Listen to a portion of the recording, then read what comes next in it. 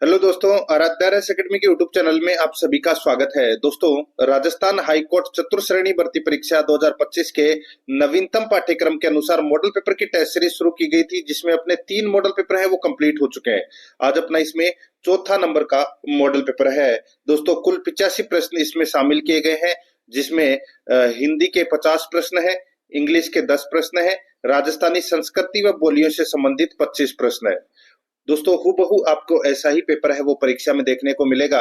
और अगर आपने पिछले 3 मॉडल पेपर का अगर टेस्ट नहीं दिया है तो आप प्लेलिस्ट में जाइए, वहां पे आपको फोल्डर मिल जाएगा राजस्थान हाईकोर्ट चतुर्श्रेणी कर्मचारी मॉडल पेपर के नाम से। वहां फोल्डर बना हुआ है और उसका जो लिंक है वो आपको डिस्क्रिप्शन में मिल जाएगा। तो आप वहां जाकर पिछले जो 3 मॉडल पेपर है उनका टेस्ट अवश्य दें। दोस्तों, रोजाना आपको मेरे साथ में चलना है। हाईकोर्ट में नौकरी अब दोस्तों पक्की समझो।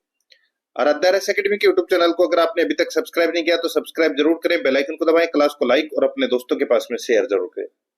देखिए, लाइक और शेयर आपको जरूर करना है, और जिसने चैनल को सब्सक्राइब नहीं किया है वो चैनल को जरूर सब्सक्राइब कर ले। और साथ ही दोस्तों, टेस्ट आपको पूरा देना है। सबसे पहले अपन भाग 1 में हिंदी व्याकरण के दोस्तों 50 प्रश्न है वो पढ़ेंगे। बिल्कुल सिलेबस के अकॉर्डिंग अपन यहाँ पे चल रहे हैं। देखिए, पहला प्रश्न, यदि सभी राज्य सरकारों को कोई एक सरकारी पत्र भेजा गया हो तो उसे क्या कहते हैं? बताइए। यदि सभी राज्य सरकारों को कोई एक सरकारी पत्र भेजा गया हो तो उसे क्या कहते हैं? तो दोस्तों, उसे बोलते हैं परिपत्र। क्या बोलते हैं? परिपत्र बोलते हैं। बी नंबर का जो ऑप्शन है वो इसका बिल्कुल सही, परिपत्र। सेकंड नंबर का प्रश्न है, इसमें देखिए, अधिसूचना का प्रयोग किस क्षेत्र में नहीं किया जाता है? बताइए, अधिसूचना का प्रयोग दोस्तों किस क्षेत्र में नहीं किया जाता है? तो यहाँ पर इसका राइट आंसर हो जाएगा, देखिए, इसमें नियम के लिए किया जाता है, आदेश के लिए किया जाता है, अधिकार के लिए किया जाता है दोस्तों, लेकिन कर्तव्य के लिए है वो, यानी कि कर्तव्य के क्षेत्र में अधिसूचना का प्रयोग है वो नहीं किया जा सकता। तो यहाँ पर अपना इसमें सी नंबर का जो ऑप्शन है वो इसका बिल्कुल सही उत्तर हो जाएगा। दोस्तों, ये अधिसूचना पत्र है, ये उच्च अधिकारियों की नियुक्ति, अवकाश प्राप्ति, स्थानांतरण, पदोन्नति, सेवानिवृत्ति आदि से संबंधित सूचनाएं हैं वो होती है दोस्तों अधिसूचना पत्र में। तो यहाँ पर इसमें सी नंबर का ऑप्शन बिल्कुल सही।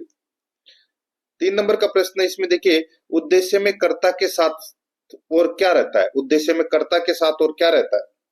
तो दोस्तों, उद्देश्य में कर्ता के साथ क्या रहता है? तो यहाँ पर देखिए, कर्ता के साथ विस्तार रहता है, कर्ता का विस्तार रहता है। यहाँ पर अपना इसमें ए नंबर का जो ऑप्शन है वो इसका राइट आंसर हो जाएगा। ये आपको इसमें याद रखना है, ठीक है। कर्ता और कर्ता का विस्तार आता है दोस्तों, तो यहाँ पर इसमें ए नंबर ऑप्शन सही। नेक्स्ट आगे देखिए, 4 नंबर का प्रश्न है, जो शब्द वाक्यांशों, वाक्य तथा शब्दों को जोड़ते हैं उन्हें क्या कहते हैं? जो शब्द वाक्यांशों, वाक्य तथा शब्दों को जोड़ते हैं उन्हें क्या कहते हैं? तो दोस्तों, उन्हें क्या कहते हैं? उन्हें समुच्चय बोधक बोलते हैं। क्या बोलते हैं? समुच्चय बोधक बोलते हैं, समुच्चय बोधक अवयव, ठीक है। यानी कि वे अवयव शब्द जो 2 शब्दों, वाक्यांशों या वाक्यों को जोड़ते हैं उन्हें समुच्चय बोधक अवयव या संयोजक शब्द है वो बोलते हैं। तो यहाँ पर डी नंबर ऑप्शन बिल्कुल सही। नेक्स्ट आगे देखिए, भाववाच्य छांटिए। दोस्तों, भाववाच्य है वो अपने को क्या करना है?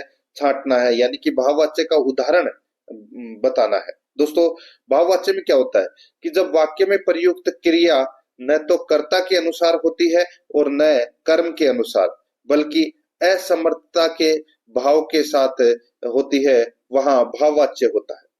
जैसे कि दोस्तों, यहाँ पर देखिए, तोते से उड़ा नहीं गया, तोतों से उड़ा नहीं गया, तो ये नहीं उड़ा गया, ये क्या है? असमर्थता का भाव है ये। तो यहाँ पर इसमें राइट आंसर क्या हो जाएगा? बी नंबर का जो ऑप्शन है वो इसका बिल्कुल सही, ये भाववाच्य है दोस्तों। आगे देखिए, यहाँ पे 6 नंबर का प्रश्न है, दो प्राणियों तथा वस्तुओं के बीच तुलना की जाती है तो क्रिया किस रूप में दिखाई पड़ती है? बताइए। दो प्राणियों तथा वस्तुओं के बीच तुलना की जाती है तो क्रिया किस रूप में दिखाई पड़ती है? तो किस रूप में दिखाई पड़ती है? तो वो है दोस्तों उत्तरावस्था में। उत्तरावस्था में दिखाई पड़ती है। यहाँ पर सी नंबर का जो ऑप्शन है वो इसका सही उत्तर इसमें हो जाएगा। दो प्राणियों तथा वस्तुओं के बीच तुलना की जाती है तो क्रिया उत्तरावस्था रूप में दिखाई पड़ती है। तो यहाँ पर इसमें सी नंबर का जो ऑप्शन है वो इसका बिल्कुल सही उत्तर इसमें हो जाएगा। ठीक है, नेक्स्ट आगे देखिए, यहाँ पर 7 नंबर का प्रश्न है, मुझे बताओ तो तुम्हारा जन्म कब और कहाँ हुआ था, वाक्य में भेद बताइए। बताइए, वाक्य में भेद है वो अपने को बताना है। मुझे बताओ तो तुम्हारा जन्म कब और कहाँ हुआ था, इसका राइट आंसर हो जाएगा दोस्तों, ये जो वाक्य है वो मिश्रित वाक्य है, यानी कि मिश्र वाक्य का उदाहरण है दोस्तों ये। यहाँ पर डी नंबर का ऑप्शन बिल्कुल सही उत्तर इसमें हो जाएगा, ये आपको इसमें याद रखना है। ठीक है, जैसे कि दोस्तों मैं आपको बताऊं, जिन वाक्यों में एक मुख्य या प्रधान वाक्य हो और एक या एक से अधिक आश्रित उपवाक्य हो, वो मिश्रित वाक्य कहलाते हैं दोस्तों। ठीक है, तो यहाँ पर देखिए, मुझे बताओ तुम्हारा जन्म कब और कहाँ हुआ था, तो ये मिश्र वाक्य है। यहाँ पर इसमें डी नंबर ऑप्शन सही। 8 नंबर का प्रश्न है, इसमें देखिए शुद्ध वाक्य को छांटना है। शुद्ध वाक्य को क्या करना है, छांटना है। यहाँ पे देखिए, कई रेलवे के कर्मचारियों की गिरफ्तारी हुई, तो गिरफ्तारी, तो दोस्तों यहाँ पे कई रेलवे नहीं, रेलवे तो एक ही होता है दोस्तों, रेलवे के कई कर्मचारी, तो यहाँ पे कई कर्मचारियों आएगा। ठीक है, तो ये इसमें गलत हो जाएगा। ठीक है, गलत हो जाएगा, ये अशुद्ध वाक्य है। इस समय आपकी अवस्था 40 वर्ष की है, तो दोस्तों ये बिल्कुल सही बात है, ये शुद्ध वाक्य है दोस्तों ये। हम तो अवश्य ही जाएंगे, तो दोस्तों हम तो अवश्य ही जाएंगे, ही का मतलब और अवश्य का मतलब दोस्तों एक ही हो जाता है, तो यहाँ पर हम तो अवश्य जाएंगे। मैं हल करने की तलाश में हूँ, तो दोस्तों मैं हल करने के अभ्यास में हूँ। ठीक है, तो यहाँ पे तलाश की जगह अभ्यास आएगा, तो ये सारे के सारे गलत हो जाएंगे, सिर्फ और सिर्फ बी के अलावा, और ये शुद्ध वाक्य है, बी नंबर ऑप्शन बिल्कुल सही। 9 नंबर का प्रश्न है, इसमें देखिए, सर्प, मेंढक, सिंह, घोड़ा, वानर, हाथी आदि को समझाने वाला शब्द है। सर्प, मेंढक, सिंह, घोड़ा, घोड़ा, वानर, हाथी को समझाने वाला शब्द है, तो वो शब्द कौन सा है, वो शब्द है दोस्तों इसमें हरि। कौन सा है, हरि। यहाँ पर सी नंबर का जो ऑप्शन है वो इसका सही उत्तर हो जाएगा, हरि। नेक्स्ट आगे देखिए, 10 नंबर प्रश्न है, कौन सी प्राचीन भाषा नहीं है, बताइए प्राचीन भाषा कौन सी नहीं है। तो यहाँ पर आप देखिए दोस्तों, अपभ्रंश, प्राकृत और संस्कृत, ये तीनों दोस्तों प्राचीन भाषा है, लेकिन पंजाबी है वो प्राचीन भाषा नहीं है, तो यहाँ पर इसमें बी नंबर का ऑप्शन बिल्कुल सही। आगे देखिए, 11 नंबर का प्रश्न है, अनिश्चयवाचक सर्वनाम का अपादान कारक में बहुवचन रूप होगा। अनिश्चयवाचक सर्वनाम का अपादान कारक में बहुवचन रूप होगा, तो वो बहुवचन रूप कौन सा होगा। देखिए, अनिश्चयवाचक सर्वनाम के अंदर क्या होता है दोस्तों, देखिए, किन्हीं से, किन्हीं से, यानी कि अपन निश्चय नहीं कर पा रहे, किन्हीं से, तो यहाँ पर इसमें राइट आंसर क्या हो जाएगा, सी नंबर का जो ऑप्शन है वो इसका बिल्कुल सही उत्तर इसमें हो जाएगा, किन्हीं से। ठीक है, सी नंबर ऑप्शन सही। आगे देखिए, यहाँ पे पुल्लिंग वाचक शब्द छाटिए। पुल्लिंग वाचक शब्द कौन सा है, तो दोस्तों यहाँ पर देखिए, कैमरा, कैमरा शब्द है वो क्या है, पुल्लिंग शब्द है, क्या है, पुल्लिंग शब्द है दोस्तों ये कैमरा। ए नंबर ऑप्शन बिल्कुल सही। 13 नंबर का प्रश्न, इसमें देखिए, पाहुना का पर्यायवाची होगा। पाहुना का पर्यायवाची होगा, तो दोस्तों पाहुना का पर्यायवाची क्या होगा, तो ये हो जाएगा दोस्तों आगंतुक।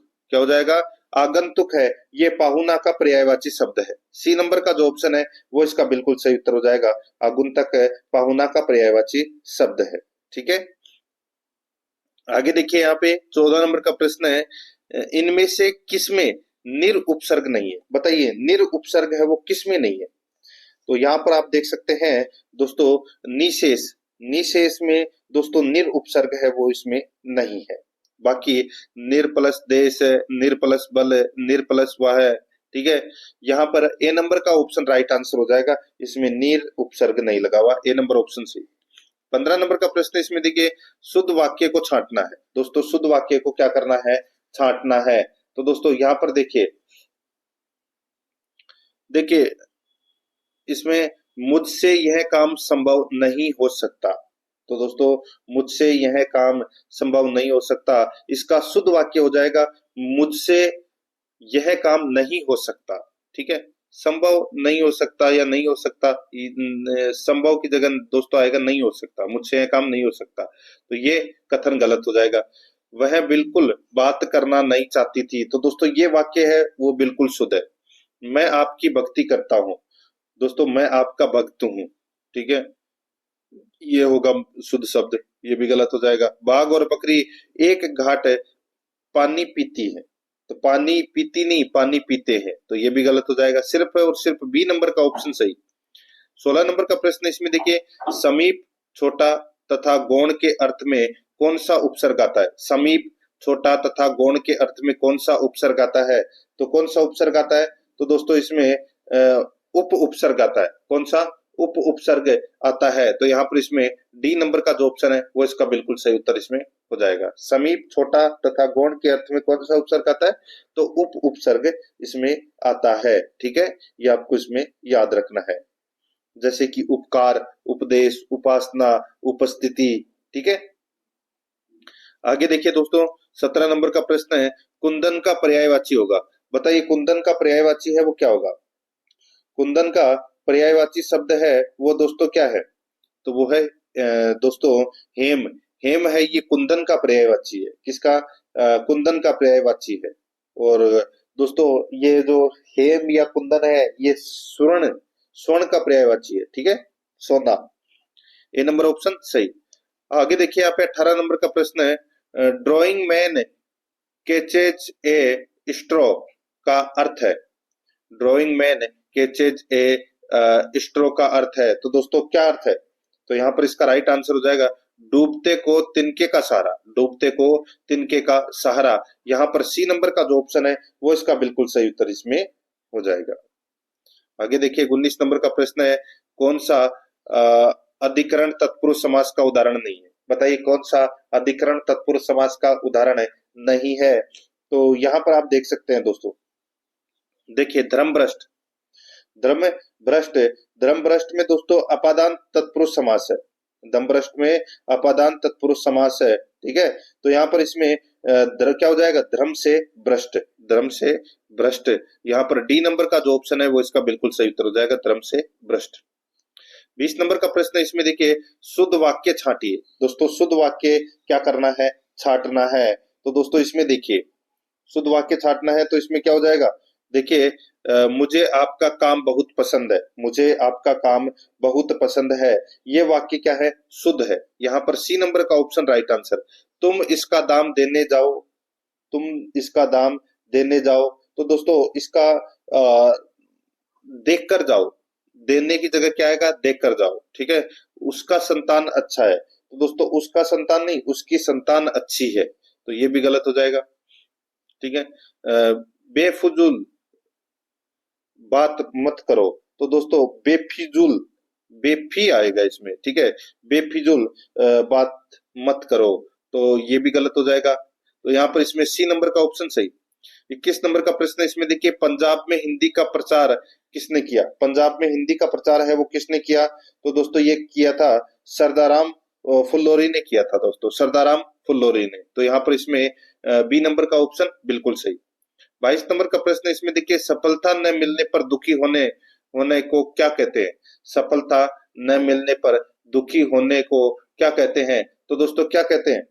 उसको बोलते हैं दोस्तों शोभ। क्या बोलते हैं? शोभ बोलते हैं, ठीक है। तो यहाँ पर इसमें ए नंबर का ऑप्शन बिल्कुल सही उत्तर इसमें हो जाएगा। आगे देखिए 23 नंबर का प्रश्न है, दूसर का पर्यायवाची होगा।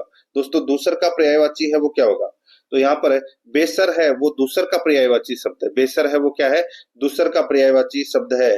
तो यहाँ पर इसमें right answer C number option हो जाएगा। नेक्स्ट आगे देखिए 24 नंबर का प्रश्न है, खाने की इच्छा है। दोस्तों खाने की इच्छा को क्या कहते हैं? तो दोस्तों उसको बोलते हैं बुभुक्षा। क्या बोलते हैं? बुभुक्षा बोलते हैं। यहाँ पर बी नंबर का ऑप्शन बिल्कुल सही, बुभुक्षा, खाने की इच्छा। 25 नंबर का प्रश्न इसमें देखिए, स्पर्श व्यंजन कंठ ध्वनि, अघोष और महाप्राण ध्वनि है। स्पर्श व्यंजन कंठ ध्वनि, अघोष और महाप्राण ध्वनि है। तो दोस्तों ये ध्वनि है किसकी? तो ये बताइए कौन सा वर्ण है ये? तो ये ख, ख वर्ण है, ठीक है। ये कंठ ध्वनि में भी आता है और दोस्तों स्पर्श व्यंजन में भी आता है। और अघोष में भी आता है। अघोष में दोस्तों प्रत्येक वर्ग वर्ण का पहला और दूसरा वर्ण अघोष होता है, तो ये ख है, दूसरा ही तो वर्ण है। महाप्राण व्यंजन में भी ये आता है दोस्तों। महाप्राण व्यंजन में प्रत्येक वर्ग का दूसरा और चौथा वर्ग का चौथा वर्ण होता है, ठीक है। तो यहाँ पर दूसरा है ये, तो ख, सी नंबर का ऑप्शन बिल्कुल सही।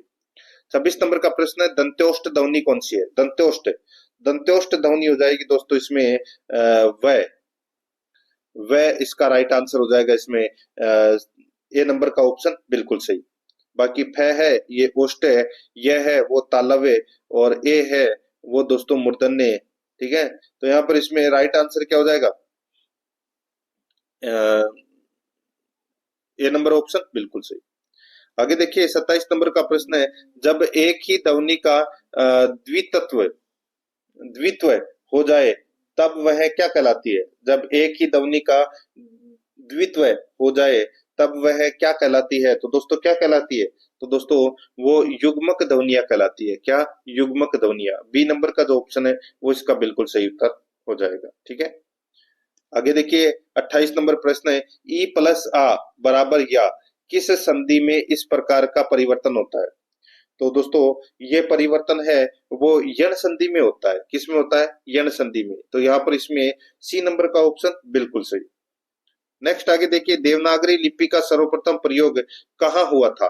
देवनागरी लिपि का सर्वप्रथम प्रयोग दोस्तों ये जय भट्ट के शिलालेख में हुआ था दोस्तों, जय भट्ट के शिलालेख में। डी नंबर का ऑप्शन बिल्कुल सही। 30 नंबर का प्रश्न है, बुरे अर्थ में प्रयुक्त होने वाला बद उपसर्ग किस भाषा का है?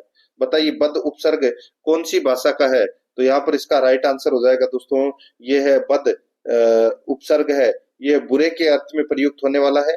और दोस्तों जैसे कि बदनाम, बदुआ, ठीक है, तो ये क्या है? बदतमीज। तो यहाँ पर इसमें ये उर्दू फारसी भाषा का उपसर्ग है दोस्तों ये।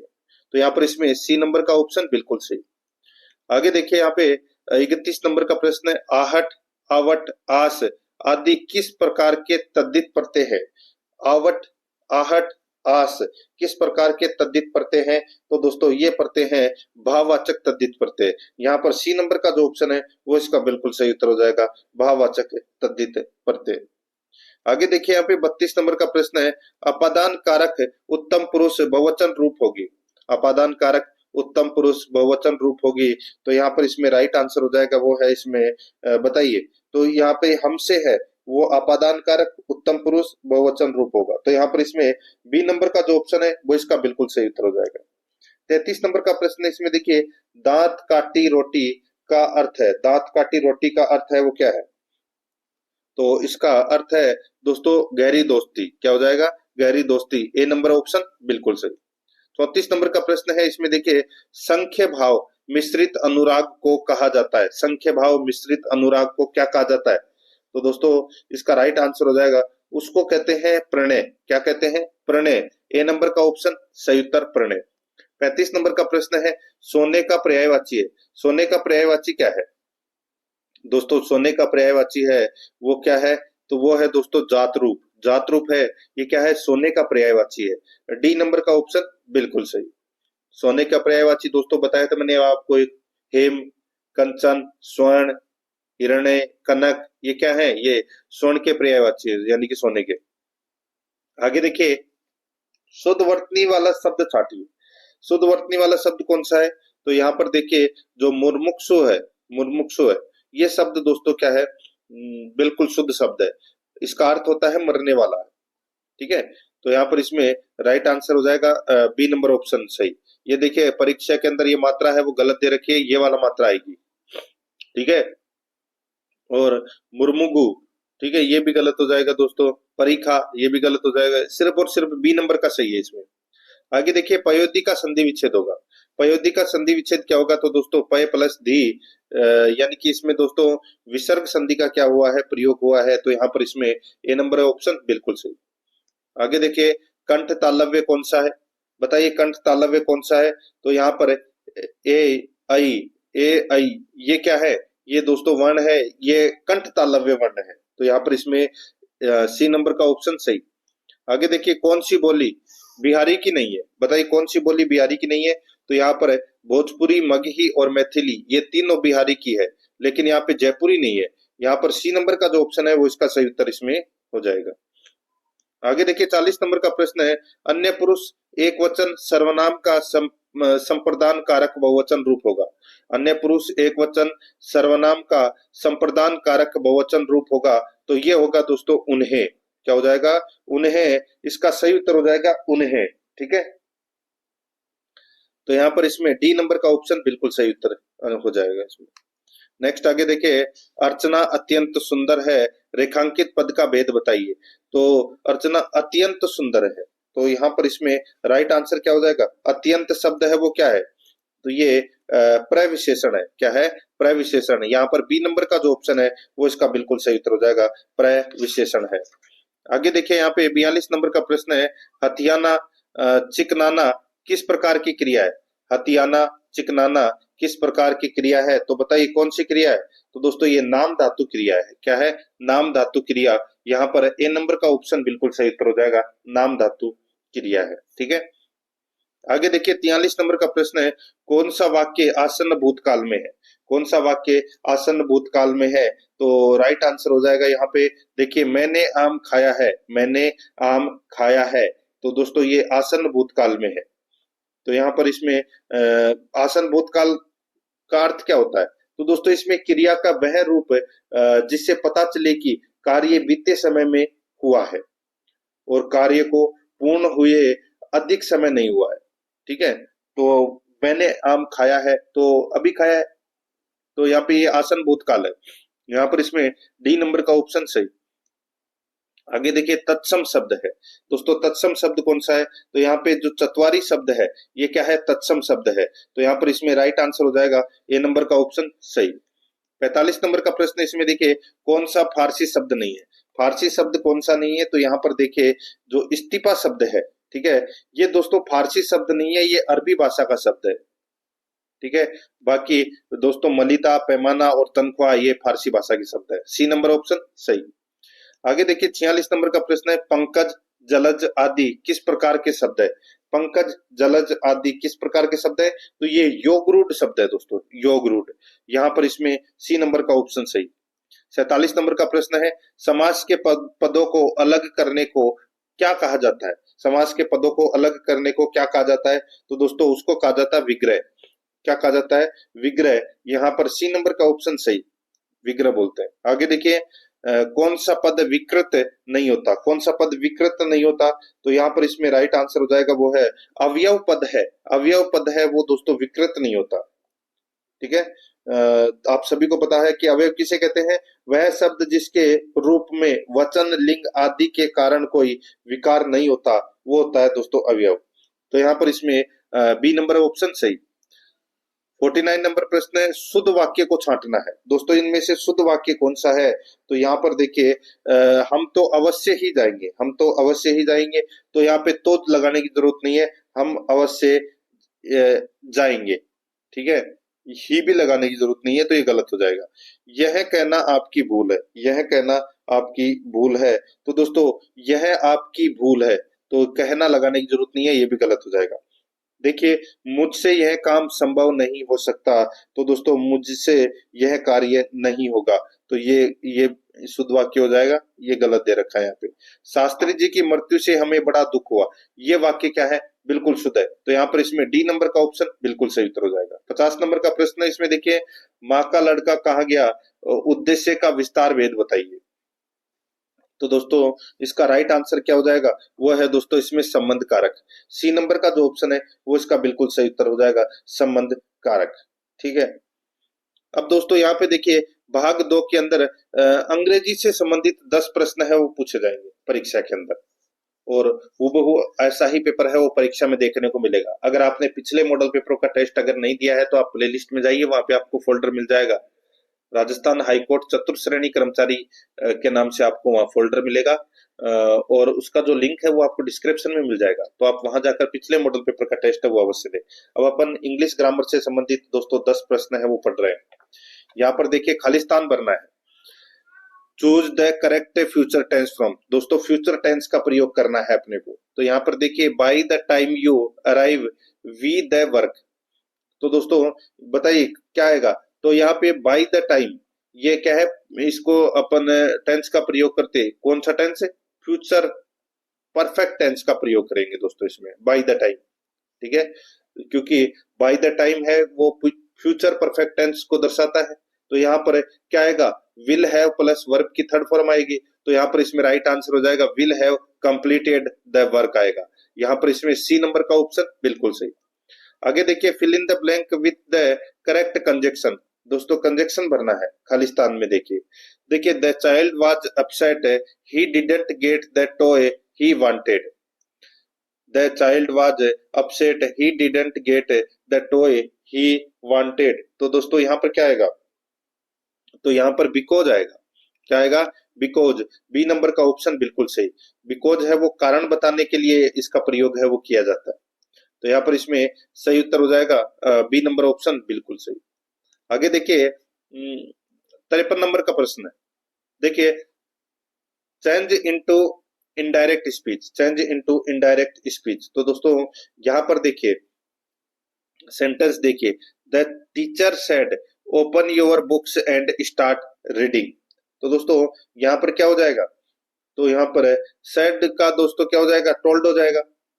ठीक है, तो यहाँ पर the teacher told us to open over books and start reading. तो यहाँ पर इसमें डी नंबर का जो ऑप्शन है वो इसका बिल्कुल सही उत्तर इसमें हो जाएगा। आगे देखिए 54 नंबर का प्रश्न है, choose the correct article. Article है वो अपने को यहाँ पर भरना है। देखिए, ही इज होनेस्ट मैन। तो दोस्तों ही इज होनेस्ट मैन, तो होनेस्ट शब्द का उच्चारण है वो वोवल साउंड से होता है, इसलिए दोस्तों यहाँ पर क्या आएगा, तो एन आएगा, एन होनेस्ट मैन। ठीक है, तो यहाँ पर इसमें बी नंबर का ऑप्शन बिल्कुल सही। नेक्स्ट आगे देखिए यहाँ पे चूज द करेक्ट पेशी वॉइस। दोस्तों पेशी वॉइस बनाना है अपने को। देखिए, she gave a wonderful performance at the concert. बताइए, तो दोस्तों concert, she gave a wonderful performance at the concert. तो दोस्तों यहाँ पर इसमें राइट आंसर क्या हो जाएगा, ये हो जाएगा दोस्तों a wonderful performance was given by her at the concert. यहाँ पर ए नंबर का जो ऑप्शन है वो इसका बिल्कुल सही उत्तर इसमें हो जाएगा। 56 नंबर का प्रश्न है, इसमें देखिए fill in the blank with the correct modal, fill in the blank with the correct modal. तो दोस्तों यहाँ पर देखिए इसमें मॉडल बनना है, you leave the room without asking permission, you leave the room without asking permission. तो क्या आएगा इसमें, तो इसमें आएगा दोस्तों मस्टंट। क्या आएगा, मस्टंट, मस्टंट आएगा इसमें। ठीक है, मस्टंट। तो यहाँ पर इसमें बी नंबर का ऑप्शन राइट आंसर हो जाएगा। तो यहाँ पर इसका उपयोग है वो दोस्तों निषेध को दर्शाने के लिए किया जाता है। तो दोस्तों यहाँ पर इसमें बी नंबर ऑप्शन बिल्कुल सही। आगे देखिए change into indirect speech, change into indirect speech. तो यहाँ पर देखिए इनडायरेक्ट स्पीच में आर को वाज में बदल दिया जाता है, आप सभी को पता होगा। तो यहाँ पर देखिए ही asked why are you so upset, why are you so upset. तो इसमें क्या हो जाएगा, तो इसमें हो जाएगा दोस्तों ही asked why she was so upset, why she was so upset. तो यहाँ पर इसमें बी नंबर का ऑप्शन बिल्कुल सही। 58 नंबर का प्रश्न, इसमें देखिए select the correct synonym for meticulous. बताइए मेटिकुलस का मतलब क्या होता है, इसका मतलब होता है दोस्तों बहुत ही सावधान और सटीक। अब इसका पर्यायवाची अपने को यानी कि समानार्थक शब्द बताना है, तो इसका हो जाएगा दोस्तों वो है प्रिसाइज, प्रिसाइज। तो यहाँ पर इसमें बी नंबर का ऑप्शन बिल्कुल सही। आगे देखिए 59 नंबर का प्रश्न है, choose the correct indirect form, choose the correct indirect form. तो इसमें देखिए she said I have lost my keys, I have lost my keys. तो दोस्तों यहाँ पर इसमें राइट आंसर क्या हो जाएगा, she said that she had lost her keys. तो यहाँ पर इसमें ए नंबर का जो ऑप्शन है वो इसका सही उत्तर हो जाएगा।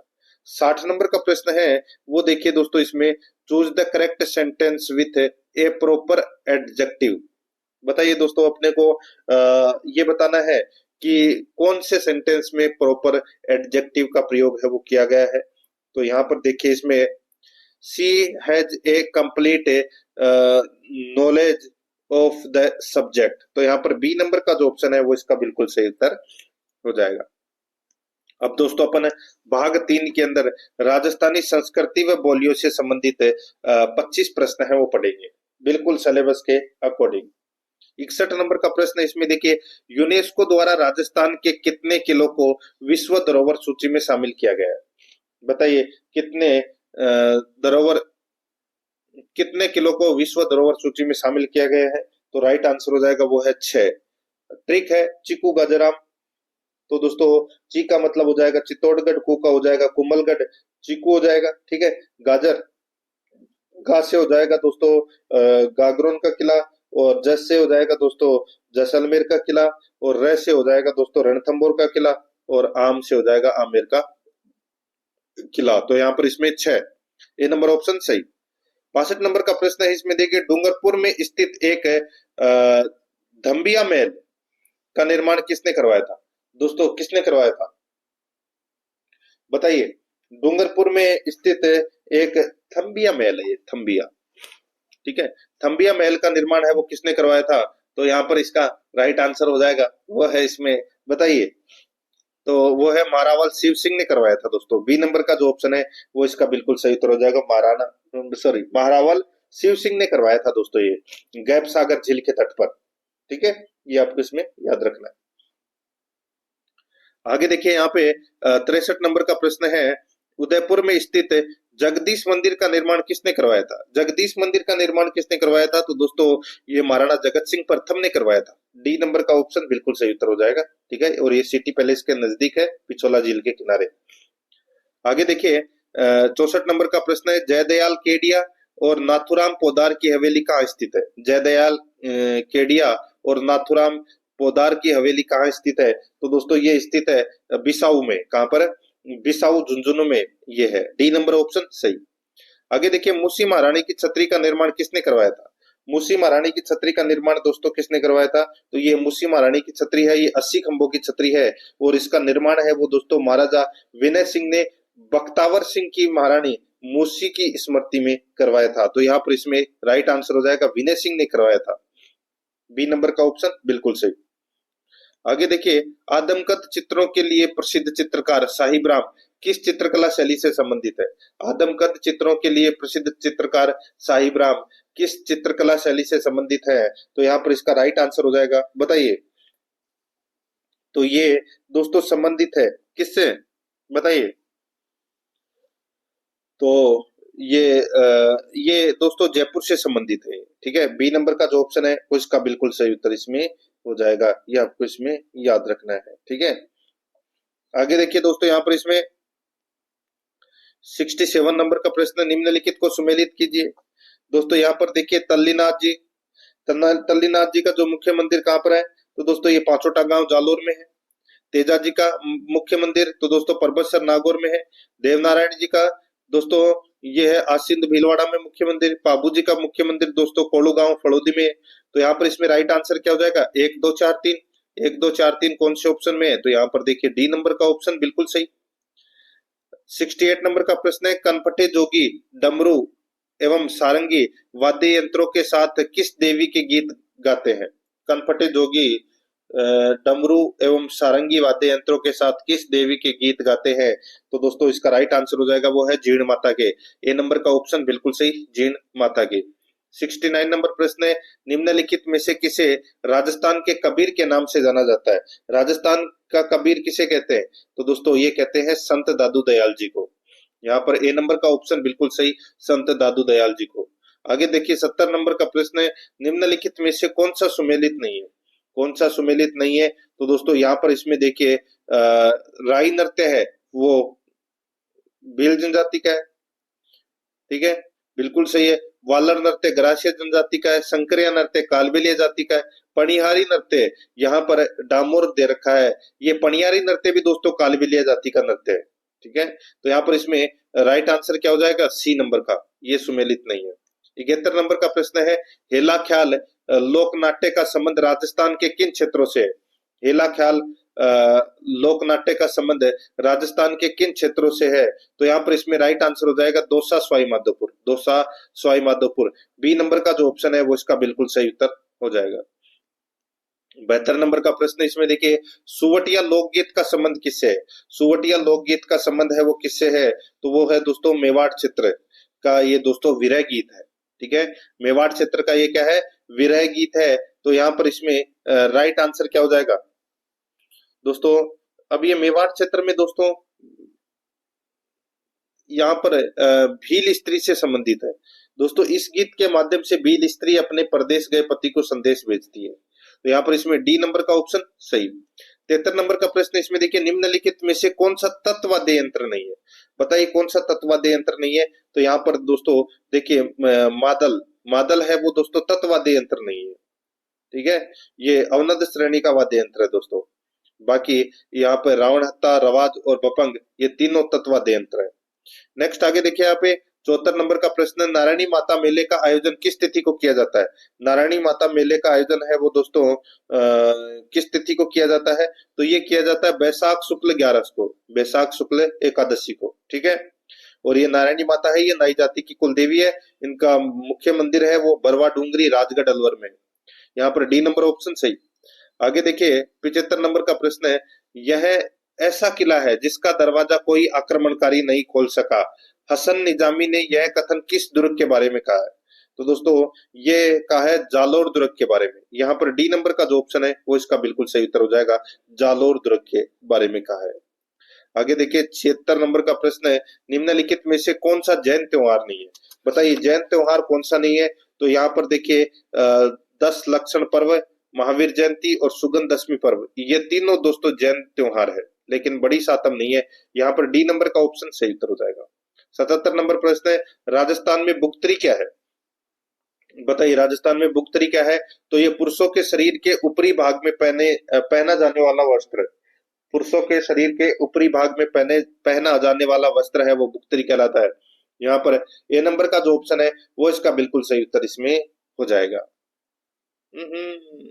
बुक्तरी के बारे में पूछा, हाँ हाँ ठीक है, बिल्कुल सही है। तो यहाँ पर इसमें ए नंबर का ऑप्शन बिल्कुल सही। 78 नंबर का प्रश्न इसमें देखिए, निम्नलिखित में से रखन नामक आभूषण शरीर के किस भाग में पहना जाता है? रखन नामक आभूषण शरीर के किस भाग में पहना जाता है? ये दांत का आभूषण है दोस्तों। यहाँ पर सी नंबर का ऑप्शन बिल्कुल सही। आगे देखिए, बाकड़ी, बीजिया और चंपाकली निम्नलिखित में से किस हस्तशिल्प के उपनाम है? बाकड़ी, बीजिया और चंपाकली निम्नलिखित में से किस हस्तशिल्प के उपनाम है? तो ये दोस्तों गोटा के उपनाम है दोस्तों ये।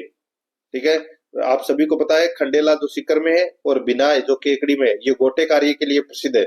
राइट आंसर हो जाएगा यहाँ पे सी नंबर का जो ऑप्शन है वो इसका सही उत्तर। आगे देखिए यहाँ पे जवाहर कला केंद्र कहाँ स्थित है? ये तो सभी को पता होगा दोस्तों, ये जयपुर में स्थित है। यहाँ पर इसमें बी नंबर का ऑप्शन सही उत्तर।